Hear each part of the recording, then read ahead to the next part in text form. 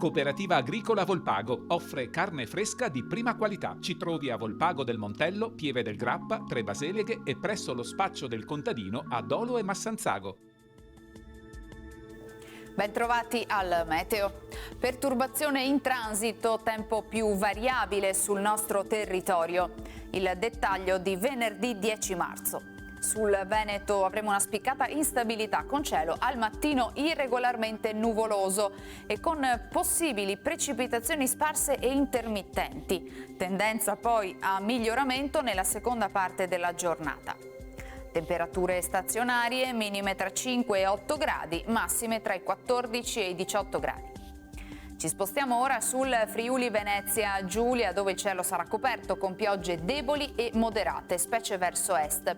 Via via più asciutto, a seguire con più sole. Temperature minime tra 9 e 10 gradi, massime sui 12-14 gradi. Infine diamo uno sguardo al Trentino Alto Adige, dove la situazione sarà la stessa, con un'alternanza tra sole, nubi e anche qualche rovescio. Temperature minime sui 6-7 gradi, massime intorno ai 17 all'incirca. Dal meteo per ora è tutto, vi auguro un buon proseguimento in nostra compagnia.